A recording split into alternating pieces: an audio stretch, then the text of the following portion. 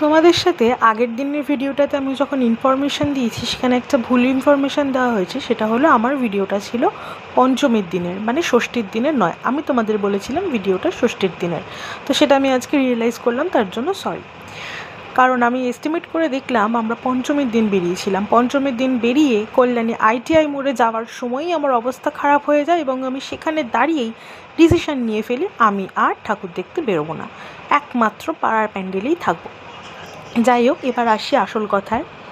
Hello everyone, আমি রূপসা চলে এসেছি তোমাদের সাথে একটা নতুন ডেলি ব্লগের ভিডিও নিয়ে। বেশ কয়েকদিন পুজোর জন্য বিজি ছিলাম, তাই জন্য কোনো ভিডিও এডিট করা হয়নি, জাস্ট আমি রেখে দিয়েছিলাম। কল্যাণী ITI মোড়ে ভিডিওটা তো তোমরা সবাই দেখেছো। এটা কল্যাণীরই আরেকটা ঠাকুর।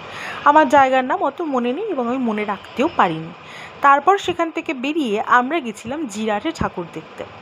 এইটা সেই কল্যাণী ITI মোড়ের প্যান্ডেলটা, মানে আরেকটা যে প্যান্ডেল রয়েছে সেখান থেকে দেখার পর কল্যাণী ITI থেকে বেরোনোর আগে আমরা ফুচকা খেয়ে তারপরে কিন্তু টোটো রিজার্ভ করে ছিলাম আমি, আমার দাদা, আমার এক ভাই, মানে আমার মামার 2 ছেলে আর কি, আর দাদার এক বন্ধু, আর তার সাথে দাদার এক বান্ধবী।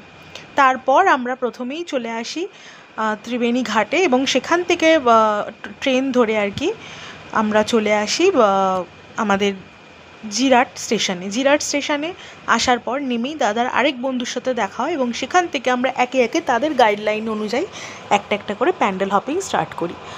এই লাইটিংগুলো দেখছো, এই ঢোকার সময়ই একটা দুটো গেটে এরকম লাইটিং ছিল, তারপরে একটা দুটো বড় এরকম প্যান্ডেলগুলো মোটামুটি ভালোই ছিল এবং প্রত্যেকটা প্যান্ডেল কিন্তু খুব সুন্দরও হয়েছিল, আমি বলবো না খারাপ হয়েছে।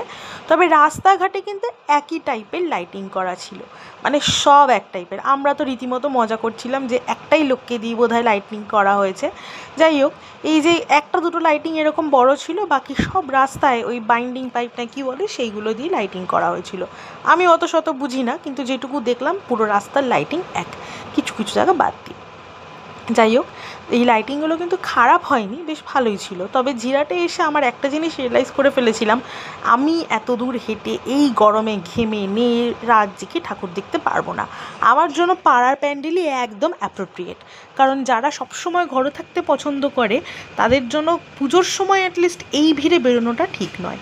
হ্যাঁ, ঘুরতে যেতে পারো অল্প আর একটু আধটু আর কি।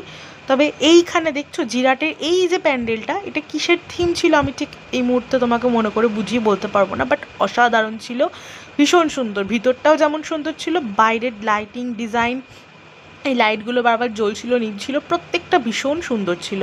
আমার তো বেশ ভালো লেগেছে। যারা যারা এই প্যান্ডেলটা সম্পর্কে জানো তারা কিন্তু অবশ্যই আমায় কমেন্ট করে জানিও যে এই জায়গাটা ঠিক কোথায়।